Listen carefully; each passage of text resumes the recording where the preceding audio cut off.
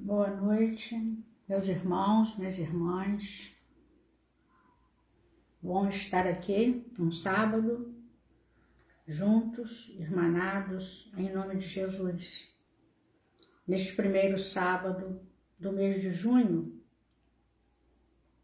onde sempre estamos nos voltando para uma figura santa que aprendemos a amar com o professor Clóvis Tavares, que é Célia Lúcius.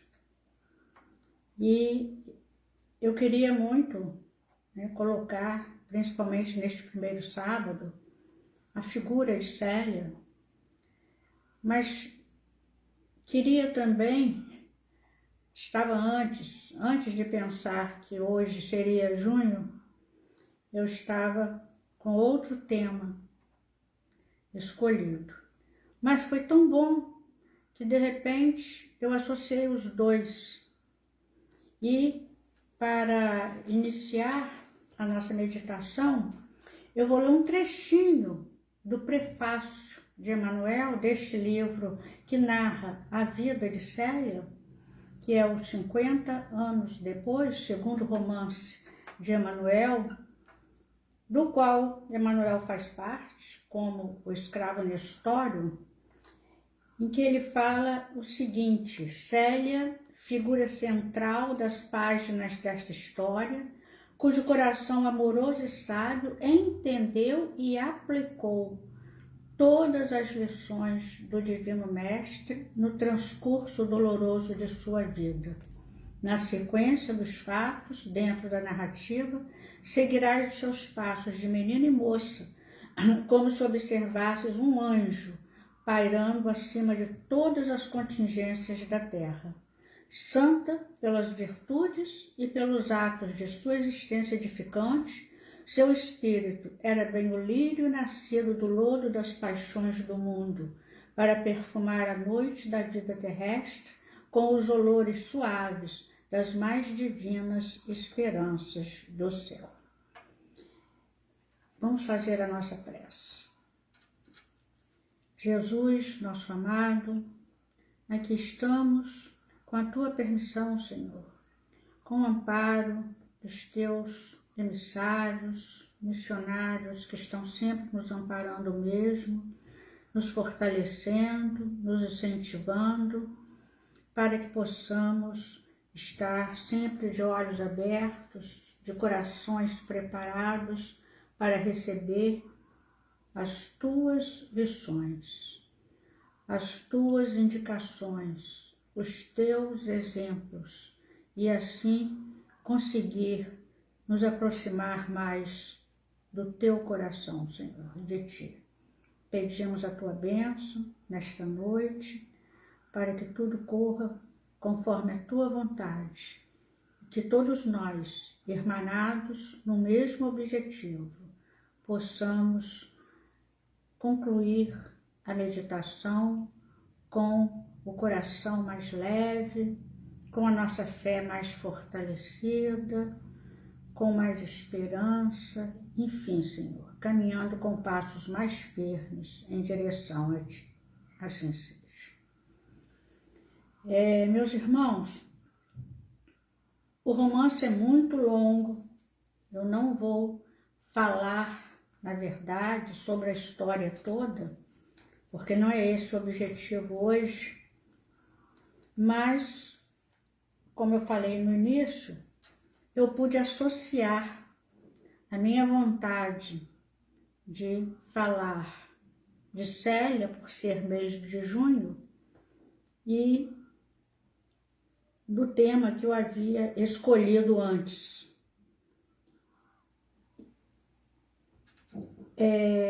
Eu vou ler um trechinho e me referir a um trecho apenas, que foi um trecho assim crucial no romance, porque eu escolhi como tema para hoje os exemplos, alguns exemplos das pessoas que durante a sua jornada na Terra souberam optar por Jesus.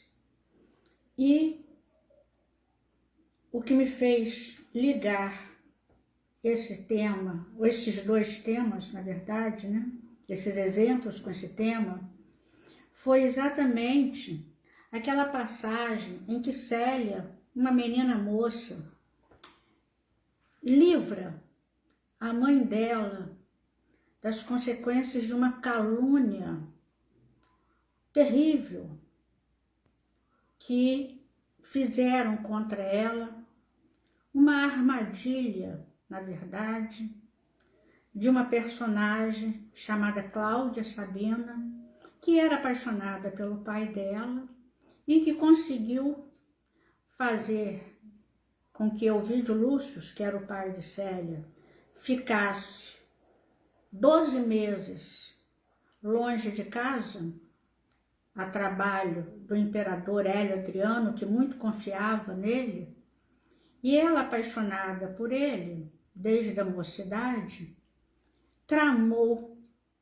né, esse crime, porque foi um crime, né, e colocou uma empregada na casa de Célia, de confiança dela, foi orientada por uma cidadã chamada Plotina, que era médium, e que orientou passo a passo o que ela deveria fazer para conseguir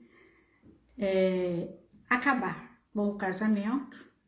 Só que ela havia prevenido a Cláudia Sabina que esta rival dela, que no caso era a mãe de Célia, né, Alba Lucínia, era amparada por um anjo, que ela, Plotina, médium, não sabia identificar direito se esse anjo estava na terra ou no céu, mas era amparada por um anjo que poderia apanhar para ela todas as consequências dessa trama. Ela acertou, porque esse anjo era Célia, filha de Alba Lucínia. E na véspera de Ovídio Lúcio voltar da sua tarefa, a empregada, chamada Atélia, coloca ao lado da cama de Alba Lucínia um bebê recém-nascido, apanhado lá numa roda dos enjeitados, escolheu bem escolhido, e deu um remédio que entorpeceu a Alba Lucínia, colocou do lado na cama dela, e quando Ovídio Lúcio chega, ouve aquele choro de bebê. Mas Célia ouviu antes. E Célia também ficou assim, sem saber o que significava aquilo, e a Atélia então falou que a mãe tinha tido uma criança. Naquele tempo era fácil, né? Esconder uma gravidez com aquelas roupas largas, né? Com cintura alta. E Célia acreditou, porque ela viu o bebê, mas ela não acreditou na traição da mãe. Ela sabia que a mãe era incapaz de fazer uma coisa daquelas, a não ser que fosse enganada, que fosse que tivesse sido usado algum filtro, alguma coisa, que realmente foi, né? Então, nem Célia sabia da verdade, e nem a própria mãe dela lá, quase desmaiada, né, com aquele bebê do lado. Então, ela fala para a Atélia: Atélia, minha mãe é honesta e pura. Esta criança que vejo nos meus braços é meu filho. Ela assume aquela criança. Sê-lo-á meu filhinho, agora e sempre. Compreendes? A empregada fica sem ação, sem saber o que fazer, né? E Célia continua: minha mãe nunca erraria de modo próprio. Foi sempre boa, carinhosa e fiel. Só um homem muito perverso poderia induzi-la a uma falta dessa natureza, pelos caminhos do crime. E aí a empregada fica sem atitude, né? e ela oferece todas as joias dela para a Téria, para que a Téria minta, né? Porque ela está achando que a Téria vai ter que mentir, né? Para não dizer ao pai nem a ninguém que a mãe tinha traído o pai e tinha tido um filho, né? Mas, naquele tempo, uma vergonha dessa, uma tradição dessa, era caso de morte, né? O pai poderia matar, né? E aí a Téria pergunta, mas e a menina? Murmurou a Téria espantada com o imprevisto dos acontecimentos. Já pensou que essa ideia do sacrifício é impossível? Com quem ficaríeis no mundo? Vosso pai, porventura, suportaria ver-vos assim como mãe de uma criança infeliz? Eu, exclamou a jovem com atitudes reticenciosas, como se desejasse lembrar alguém que a pudesse valer em tão dolorosas circunstâncias. Eu ficarei com Jesus. Esse é o nosso tema de hoje. Eu ficarei com Jesus. Porque, na verdade, foi a opção dela. O pai chega, vê aquela criança, a mãe acorda, também vê aquela criança nos braços da filha, então eles acreditam que era dela, de Célia. Ele tira de um punhal para matar a filha, a esposa não deixa, mas ele a expulsa de casa, era de noite, de madrugada, né? E fala que a partir daquele dia ela estaria morta para a família.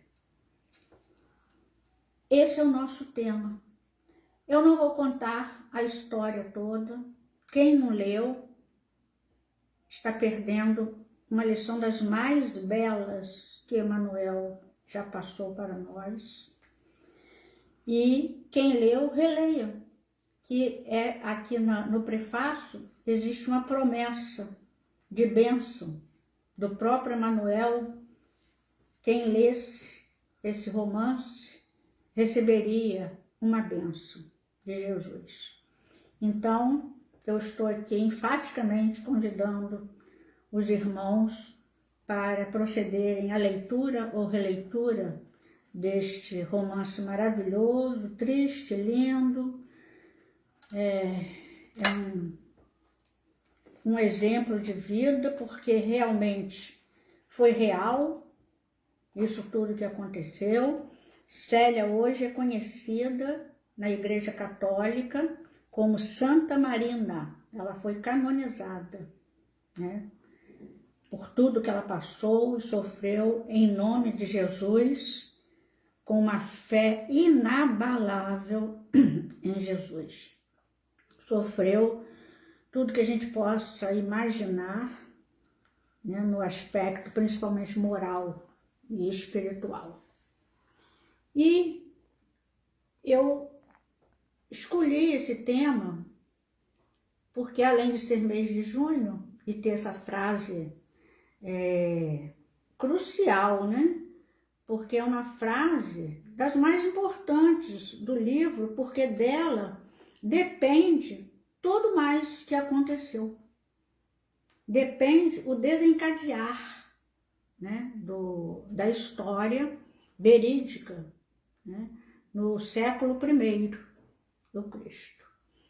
Então, eu pensando nisso, em quantas pessoas, quantos exemplos nós tivemos durante a vida toda. Nós lemos no Evangelho de Jesus, lemos nos romances de Emmanuel, outros romances psicografados por outros médiuns, né? Aqui no Brasil principalmente, né? Quantos médiuns também escreveram, quantos espíritos, né? Através de médiuns, escreveram também histórias verídicas daqueles heróis da fé. Aqueles heróis que muitas vezes não sabemos que deram repetidos exemplos, em repetidas encarnações, porque às vezes a gente lê duas histórias aparentemente diferentes, em duas etapas de vida, em duas épocas diferentes, mas que são do mesmo espírito. Porque os missionários de Jesus, eles se repetem no seu trabalho de ajuda a Jesus em nosso benefício, pela misericórdia e pelo amor do Cristo, eles se oferecem. Como nós vamos ver aqui em um dos curados por Jesus, né, que se ofereceu para vir. Então, quantos nós nem imaginamos. E isso é uma coisa que dá esperança aos nossos corações, dá esperança, dá alegria, aumenta a nossa fé, porque nós sabemos que existe o Cristo e existem os seus missionários, que se sacrificam nos seus exemplos para que nós possamos aprender a aumentar a nossa fé. Então, quando nós lemos, por exemplo, a história de São Francisco de Assis, será que nós nos lembramos que estamos vendo ali João, o evangelista? Quando nós lemos a história de Joana d'Arc, com seu testemunho heróico, será que nós estamos analisando que estamos vendo ali Judas? Então, são muitos e a gente não sabe todos.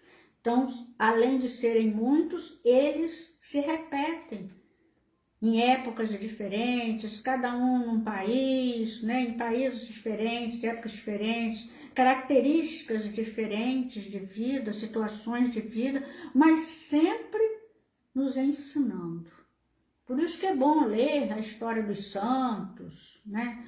É bom ler os profetas, é bom ler os pregadores, pastores, padres, enfim, os exemplos, as histórias, os ensinos dos verdadeiros cristãos, daqueles que realmente seguem Jesus, que estão junto a Jesus de uma forma ou de outra, ricos, pobres, enfim, do jeito que tiver de ser, mas estão nos ensinando.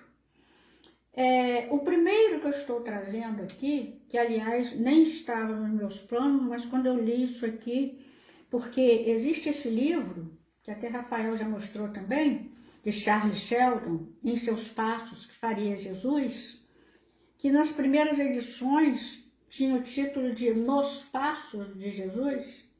Esse livro foi escrito no final do século XIX e é um desafio que um pastor faz na sua igreja, num dos seus cultos, para os seus fiéis, para uma mudança em suas vidas.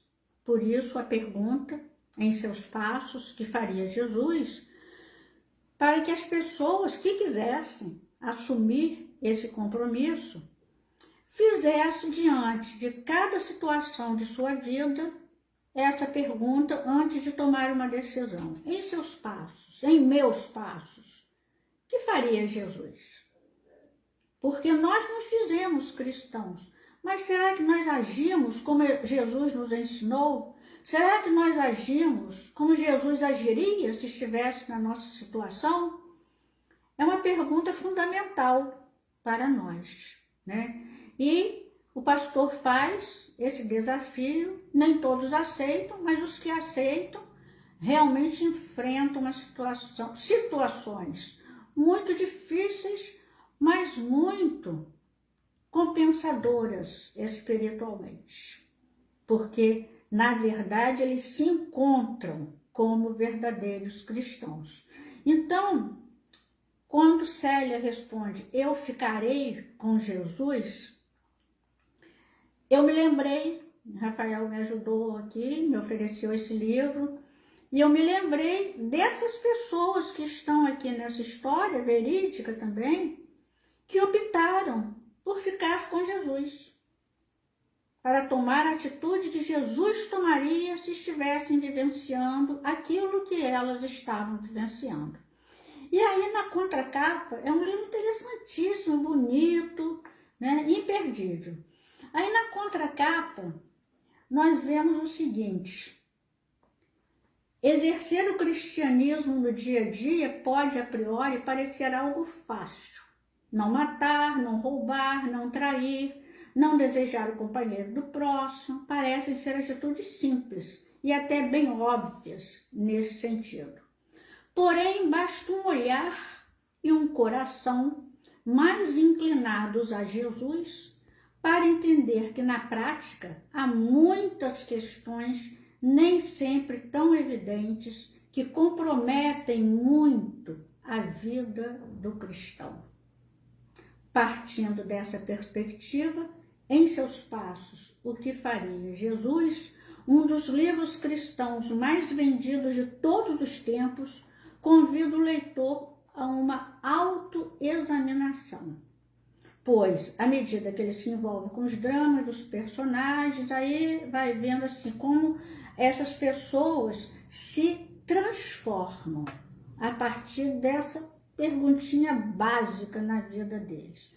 Aí, quando eu li isso aqui, um olhar, eu me lembrei imediatamente de um personagem que não estava na minha lista, mas que é um personagem também importantíssimo para nós observarmos como nós podemos mudar, como nós podemos fazer verdadeiramente a nossa opção por Jesus, independentemente do mundo, independentemente das pessoas, dos vizinhos, dos amigos, dos parentes, dos colegas, fazer a nossa opção por Jesus. Nós e Jesus.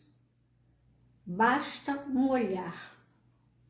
E eu fui logo, diretamente, a um personagem que está no Evangelho de Lucas, que é o ladrão penitente, ou o bom ladrão, Dimas, que olha para Jesus, Jesus crucificado, entre ele e o outro ladrão gesta, 3 crucificados, Jesus no meio, um de cada lado, e ele olha para Jesus e vê realmente quem era Jesus. É isso que nós precisamos, reconhecer. E aí eu comecei a analisar, né, por que Dimas conhece e reconhece Jesus. Porque para nós chegarmos ao ponto de reconhecer Jesus como o Cristo, o Mestre, o Senhor, o Salvador, o Filho de Deus, nós precisamos estabelecer a diferença que existe entre nós e Ele. Nós precisamos, primeiro, antes de reconhecer Jesus, nós precisamos nos conhecer.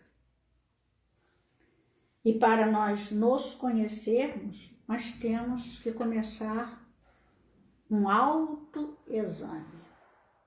Para conhecer muitas doenças do nosso corpo, nós temos que fazer um autoexame. Não é assim que é aconselhado pelos médicos?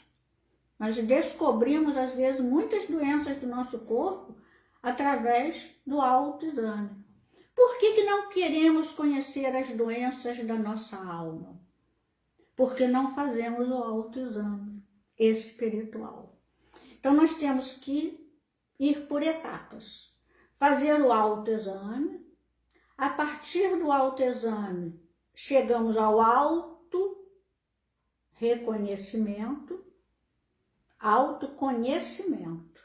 Ah, eu sou assim. Sem orgulho, sem rebeldia, eu sou assim. E aí, a partir do autoconhecimento, fazer o reconhecimento de Jesus. Então, são 3 etapas: o autoexame, o autorreconhecimento e o reconhecimento, né? E foi isso que Dimas fez. Por isso, ele chegou ao ponto de falar o que falou para o Cristo, de ouvir de Jesus o que ele ouviu, né? A quem recorri?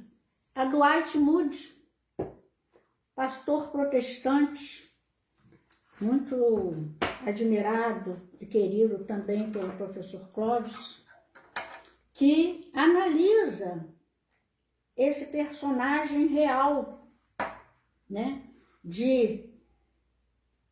que teve a coragem de ficar com Jesus. Mas antes, né, eu queria fazer uma observação. Para ficar com Jesus, como nós vamos ver em qualquer história, depois os irmãos podem pegar os romances de Emanuel, podem pegar o Novo Testamento, o Velho Testamento, e fazer uma análise, fazer uma caminhada pelos evangelhos, né?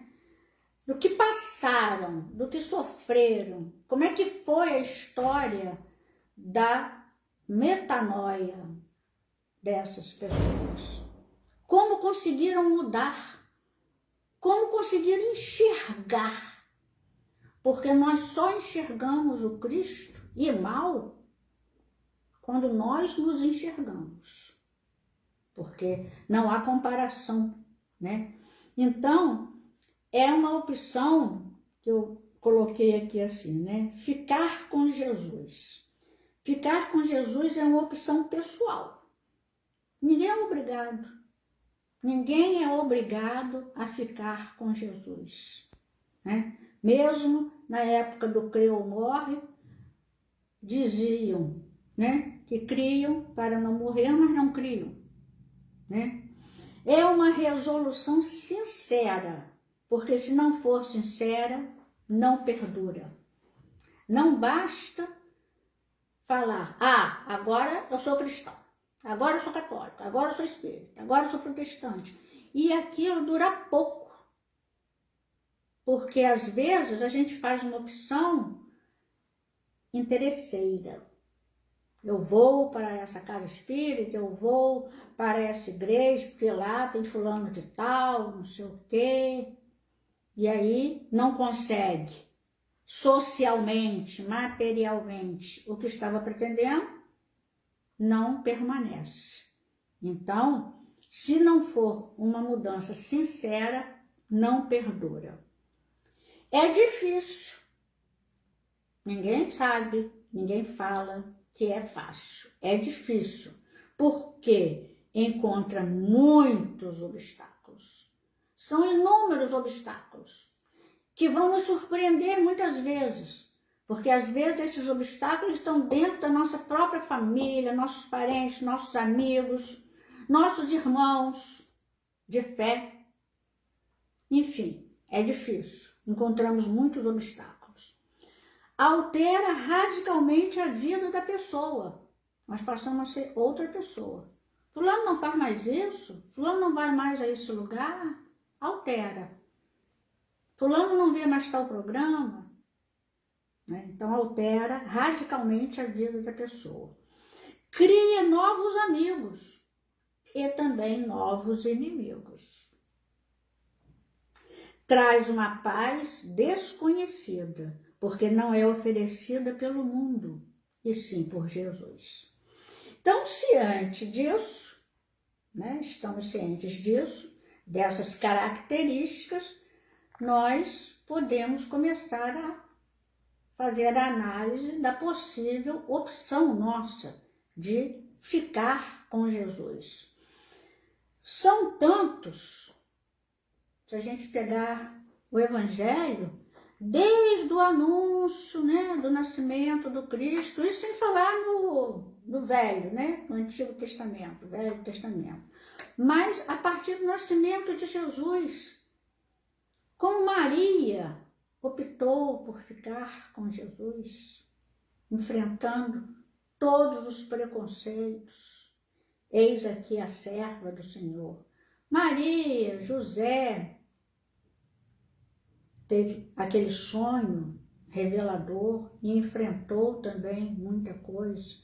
Simeão, Ana, Lázaro, Marta e Maria, enfim, são muitos, graças a Deus, são muitos no Novo Testamento, né? E nós vamos ver que pessoas que mudaram realmente radicalmente, como Maria de Magdala, enfrentou zombarias, desafios, preconceito, até dos próprios apóstolos. Maria de Magdala.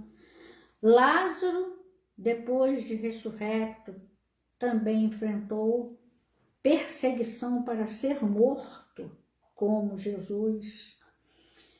O paralítico, né, com os 4 amigos que enfrentaram os obstáculos, principalmente materiais, porque não havia lugar de acesso para Jesus, mas imaginem a dificuldade para eles subirem no telhado, descer, né? Esse paralítico, né? O centurião de Cafarnaum, que era um centurião, era um romano, ele com certeza ele enfrentou reprimendas, pedindo a Jesus para salvar seu servo. Jairo, chefe da sinagoga, foi a Jesus pedir para salvar sua filha. Então, as pessoas tiveram coragem, reconheceram Jesus, reconheceram o poder do Cristo e foram a Jesus e pediram. Isso é exemplo para nós. Então, nós não sabemos assim, por que essas pessoas adoeceram, por que estavam naquela cidade, por que Jesus estava naquela cidade no momento que aquela pessoa estava morrendo. Nós não sabemos direito, mas com certeza para nos provar que Jesus era o Cristo. E quantos desses espíritos não se ofereceram na espiritualidade para colaborar? Porque aqueles que já frequentavam, aqueles que já se diziam cristãos, aqueles, os apóstolos, seguir Jesus era o que se esperava. Agora os romanos, centurião, os judeus que eram contra, chefe da sinagoga, né? Aqueles que nem conheciam direito Jesus, como os mendigos, né? Enfrentando obstáculos sociais, principalmente.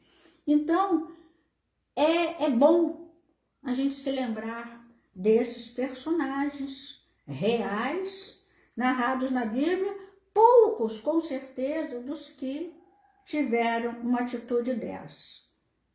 Que João, no Evangelho, no final do Evangelho dele, fala isso, né? Que não estava tudo narrado, porque não caberia em todos os livros do mundo. Então, foi muito mais que Jesus, né, fez. Zaqueu foi um exemplo maravilhoso, porque ele era o chefe dos publicanos, sobe numa árvore para ver Jesus. Sobe numa árvore. Quer dizer, a questão até social, política, né? Ele não se importa e recebe Jesus em sua casa. Jesus se oferece para ir à sua casa, né? E fala que naquele dia a salvação entrou naquela casa. Então tem muitos personagens, né, reais que tiveram essa coragem de fazer a opção certa. Porque a opção certa nunca é fácil. A opção certa é difícil, né?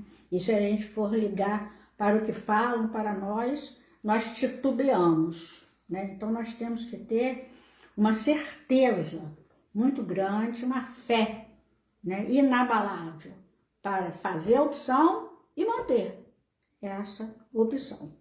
Então, voltando a Dimas, né, que eu tinha começado, né, nós vemos que Dimas estava crucificado ao lado de Jesus. Ele de um lado, Gestas de outro. E Dwight Moody fala: vejamos Cristo pendurado na cruz entre dois ladrões. Os escribas e fariseus balançavam suas cabeças em desaprovação e zombavam dele. Seus discípulos haviam fugido. Apenas sua mãe e uma ou duas mulheres estavam à vista para animá-lo, com sua presença dentro de uma multidão de inimigos. Ouça as frases desrespeitosas proferidas pelos fariseus que zombavam dele. Salvou os outros, mas não é capaz de salvar a si mesmo. Então, a primeira coisa que lemos acerca deste ladrão era que ele era um insultador de Cristo, porque na verdade no Evangelho está que inicialmente os dois zombaram, os dois. A próxima vez que ouvimos algo acerca desse ladrão, ele parece estar convencido do seu pecado. Um dos criminosos que ali estavam dependurados lançava-lhe insultos. Você não é o Cristo? Salve-se a si mesmo e a nós. Mas o outro criminoso, Dimas, o repreendeu, dizendo: você não teme a Deus, nem estando sob a mesma sentença? Nós estamos sendo punidos com justiça, porque estamos recebendo o que os nossos atos merecem. Mas este homem não cometeu nenhum mal. Olha o início do reconhecimento. Ele fez o auto-reconhecimento e já começa a fazer o reconhecimento do Cristo. Este homem não cometeu nenhum mal. Nós estamos sendo punidos com justiça. O que causou tamanha mudança naquele homem? Pergunta Dwight Moody. Vou te dizer o que acho que aconteceu. Penso que foi a oração do Senhor. Pai, perdoa-os, não sabem o que fazem. Eu pareço ouvir o ladrão falando consigo mesmo. Olha, Dwight Moody imaginando o auto-reconhecimento. Este homem é de fato diferente. Ele reivindica ser o rei dos judeus e a inscrição sobre sua cruz diz exatamente isso. Mas que tipo de trono é este? Ele diz ser o filho de Deus. Por que Deus não envia seus anjos e destrói todas essas pessoas que estão torturando seu filho até a morte? Se ele tem todo o poder, o mesmo que ele utilizava para realizar os milagres que todos falam, por que é que ele não se vinga e não extermina de uma vez todas essas pessoas? Se eu tivesse esse poder, faria isso num minuto. Não pouparia ninguém. Faria com que a terra se abrisse e que os engolisse. Mas este homem ora a Deus pedindo que Deus os perdoe. Estranho, estranho. Ele certamente é diferente de nós. Eu me arrependo de tê-lo insultado quando eles o colocaram na cruz. Quanta diferença há entre ele e eu. Aqui estamos nós, lado a lado, pendurados na cruz. Mas durante nossas vidas, nós estivemos em polos bem opostos. Enquanto eu roubava e matava, ele estava alimentando os famintos, curando os enfermos e trazendo mortos à vida. Agora essas pessoas estão criticando tanto a ele quanto a mim. Começo a acreditar que ele deve ser o Filho de Deus, pois certamente nenhum homem pode perdoar os seus inimigos desta maneira. Um ladrão, né? Então, o Dwight Moody repete aqui, né, a pergunta dele: você não teme a Deus? Né? E em seguida, né, ele confessou seus pecados, que ele fala que ele matou, roubou, né?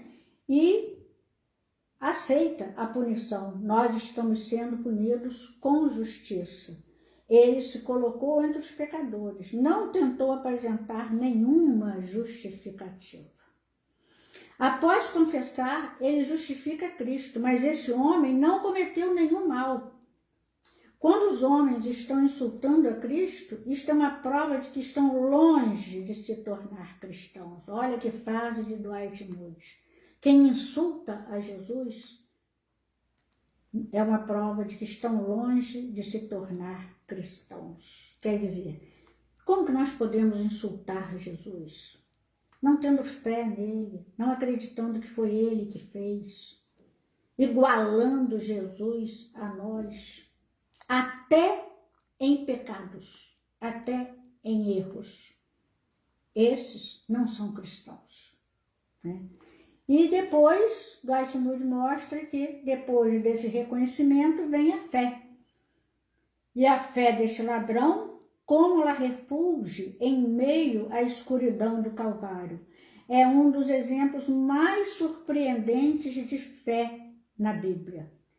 E ele se dirige ao Cristo. Jesus, lembra-te de mim quando entrares no teu reino.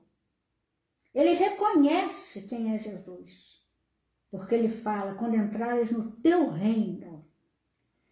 Suas mãos e pés estavam presas à cruz, mas seu coração, seus olhos e sua língua não estavam presos. Ele conseguiu, por fim, virar sua cabeça. Olha que expressão importante de Dwight Moody, né? Dimas consegue virar a cabeça. Ele não virou só seu coração, ele virou a cabeça, ele enxergou Jesus. Ele virou para Jesus. Virar sua cabeça e olhar para o Filho de Deus e seu coração podia explodir em amor por aquele que estava morrendo por ele, por você e por mim, e pôde dizer, Senhor, lembra-te de mim quando entrares no teu reino. Realmente, este é um dos exemplos mais marcantes de fé no Evangelho, porque Jesus não estava realizando milagre, não estava curando ninguém, não estava fazendo nada de extraordinário. Ele estava crucificado. E este ladrão, pecador, vira a sua cabeça. Esse verbo é fundamental para nós. Nós virarmos a direção do nosso olhar. Porque para onde nós estamos virados? Para onde estamos olhando? Para onde estamos direcionando os nossos corações? Precisando virar para o outro lado, que é o Cristo. Nós não temos que estar virados para o mundo, nós temos que estar virados para Jesus. Virar a cabeça mesmo. Dar uma guinada de 180 graus, virar a cabeça, o olhar, o coração para o Cristo, reconhecer Jesus como mestre. Enfim, esse foi um dos personagens que optou ficar com Jesus, como Célia havia falado, eu ficarei com Jesus. O próximo personagem é um que também foi marcante para muitos, com certeza. Porque quando nós agimos, quando nós falamos, quando nós atuamos, quando nós optamos, nós influenciamos as pessoas. Nós temos que ter muito cuidado com as nossas opções de vida. Porque nós não influenciamos só nossos filhos, nossos alunos. Se somos pastores, padres, dirigentes de casa espírita, não influenciamos só os fiéis da nossa igreja. Nós influenciamos os que convivem conosco, os que nos conhecem. Se somos escritores, então, o que nós escrevemos. Então, vamos pensar nisso, a nossa responsabilidade. Ah, eu deixei a doutrina espírita, ou eu deixei o evangelho, não creio em tudo no evangelho, porque eu conversei com fulano de tal, não sei o quê, e ele me mostrou isso. Realmente eu não creio que Jesus pudesse ter feito isso. Como eu já citei aqui na pregação passada, que foi uma frase que me marcou, não vou esquecer nunca mais. Uma pessoa numa pregação espírita de Jesus não pôde realizar um determinado milagre. Não pôde realizar. Né? Então, temos que ter muito cuidado com a responsabilidade que nós temos ao influenciar as pessoas, ao virar nossas cabeças. Porque nós temos que virar nossas cabeças para o Cristo. Estamos para um lado, viremos para o outro. E foi isso que o próximo personagem fez, que é um personagem também maravilhoso, digno de nunca ser esquecido, que é o cego de nascença. Esse personagem é também impressionante. Não era um pecador, mas pensaram que ele fosse. Os próprios apóstolos, quando passaram por ele com Jesus, perguntaram a Jesus: Senhor, quem pecou, ele ou os pais, para que nascesse assim? Porque eles acreditavam que os filhos pagavam os pecados dos pais, né? Ele não pediu nada a Jesus. Jesus estava passando, simplesmente, né? E Jesus falou assim: nem ele, nem os pais, mas veio para que testemunhasse que eu sou a luz do mundo. Esse cidadão já adulto, cego de nascença, estava ali na sua tarefa de colaboração com o Cristo para testemunhar que Jesus era a luz do mundo. Olhem, meus irmãos, olhem que espírito é esse na sua vida triste, na sua vida humilhante, silenciosa, como foi escarnecido, como foi insultado, ainda mais com essa crença de que havia pecado. E Jesus, como Dwight Moody lembra aqui nesse livrinho tão pequeno e tão importante, né? Que Jesus, antes de realizar um ato chamado milagre, né? De cura, principalmente, de ressuscitação dos mortos, ele anunciava. Quando ele ressuscitou Lázaro, ele falou para as suas irmãs: eu sou a ressurreição e a vida. E aí operou a ressuscitação de Lázaro. E aqui ele faz a mesma coisa. Ele veio para ser testemunho de que eu sou a luz do mundo. E mandou que ele se lavasse, fez lama com saliva, terra, passou nos olhos dele, mandou que ele se lavasse no tanque de Siloé, que significa o enviado, e ele obedeceu, não perguntou nada. É muito interessante isso, que não há uma conversa, um pedido, um clamor entre ele e Jesus, não há assim uma conversa. Porque no outro cego, a gente vê que o cego está clamando: Senhor, filho de Davi, tem compaixão de mim. E aí Jesus pergunta: o que queres que eu te faça? Que eu veja, Senhor, Bartimeu. Mas esse não, esse está em silêncio. Já havia, a gente percebe, né? Já havia uma concordância entre eles. Porque ele imediatamente foi. E ele foi curado no seu ato de obediência. Como é bonito isso. A gente obedecer ao Cristo e ser curado no seu ato de obediência, né? Só que ele passou por uma situação, um teste dificílimo. Porque as pessoas o conheciam como cego desde que nasceu. Ele vivia mendigando. Os pais, né? Não havia serviço, emprego, trabalho para os cegos, né? Paralíticos, nada. Então os pais não tinham aquela acolhida que deveriam ter. né? E começou aquele burburinho. Ué, não é esse que era cego? Aí uns, não, era outro, era um parecido com ele, mas não era ele. E ele deu o testemunho dele. Sou eu. Sou eu. Ele poderia não falar nada. Por quê? Porque estavam as pessoas avisadas de que se confessassem que foram curadas pelo Cristo, seriam expulsos da sinagoga. E ser expulso da sinagoga era expulso da sociedade, da vida, não ia ter chance para mais nada. Sou eu. Mas como que ele te curou?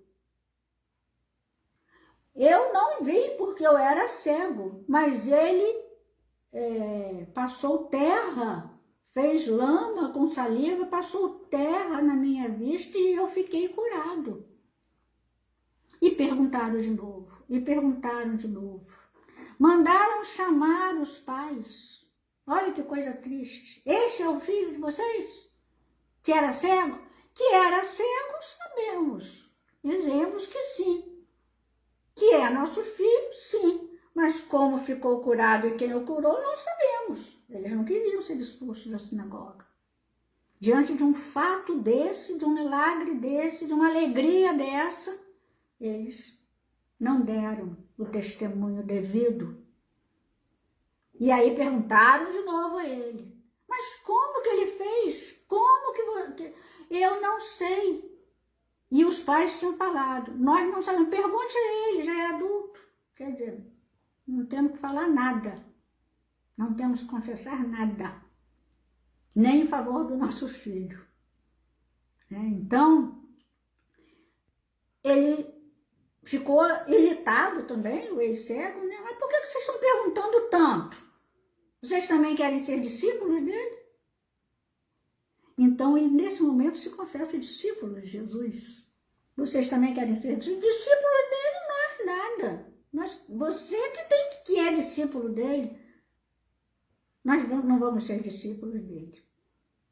Então, olhem a oportunidade que ele teve de dizer, não sei quem é não. Fazer como os pais fizeram, porque eu era cego. Eu não vi. Mas, como Dwight Moody aqui também ressalta, mas tudo que acontece, Jesus vê. E tudo que acontecia ali, Jesus ouvia. Então, esse burburinho todo, Jesus ouviu. E foi a ele. Crês tu no Filho do Homem? E ele fala, quem é ele, Senhor? Para que nele creia. Não foi por curiosidade, foi para segui-lo. Que resposta! Quem é ele, Senhor? Para que nele creia. Ele queria crer e seguir aquele que foi o motivo da sua expulsão da sinagoga. Ele se importou com a expulsão da sinagoga, ele queria seguir Jesus.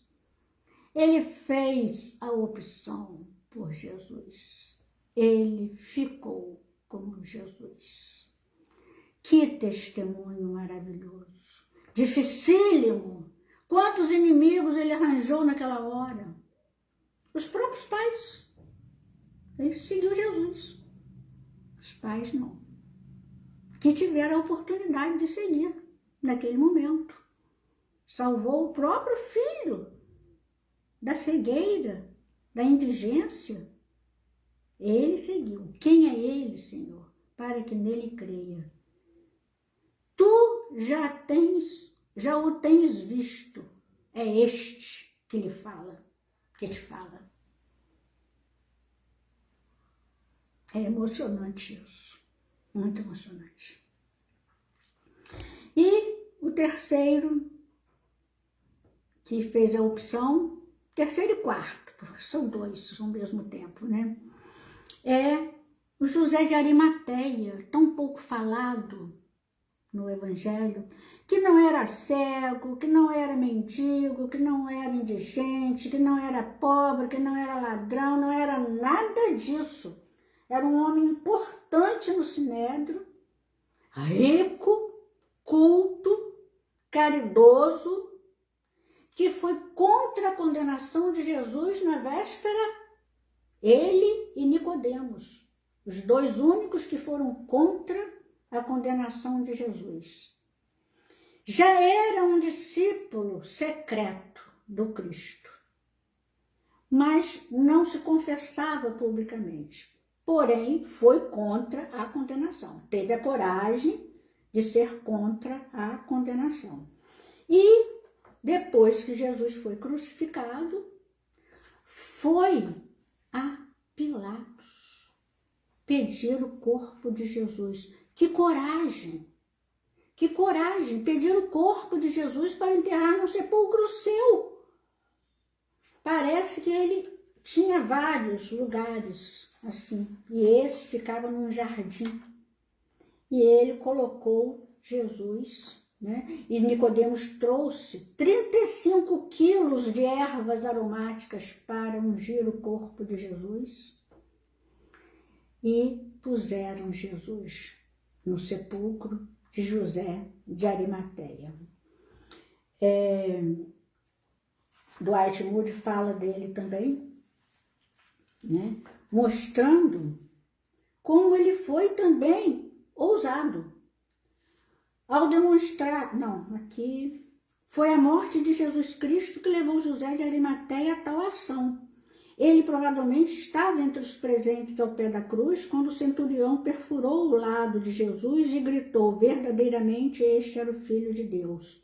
E ele, sem dúvida e ao mesmo tempo, também se convenceu disso. Ele já era um discípulo antes, pois lemos que na noite do julgamento de Jesus ele não consentiu com a morte do Cristo.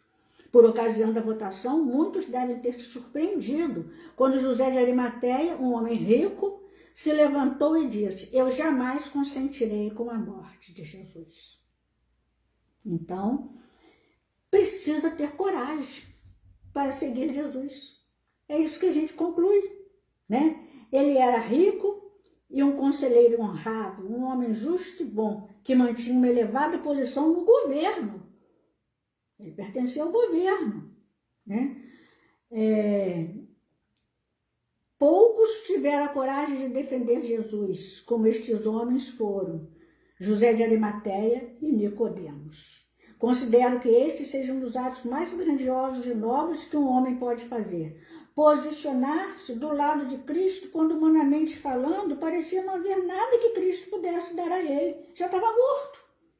Não tinha vantagem, aparentemente, né? Social, nada. Pelo contrário, desvantagem dele se posicionar ao lado de Jesus. Jesus já estava morto. Não tinha milagre para fazer, não tinha mais nada, né? Aparentemente, era desvantagem, né? E não havia galardão terreno para ele. Não havia nada, humanamente falando, que o poderia ter levado a se declarar publicamente como cristão. Não havia, né?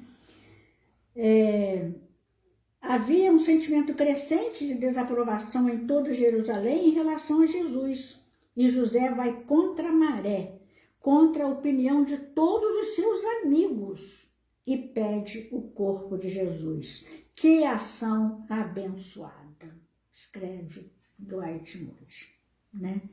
E conclui, né? Quando tudo estiver sombrio e triste, quando sua causa parecia estar perdida e a esperança da igreja enterrada naquele sepulcro novo, José se posicionou do lado do ser desprezado e rejeitado pelos homens.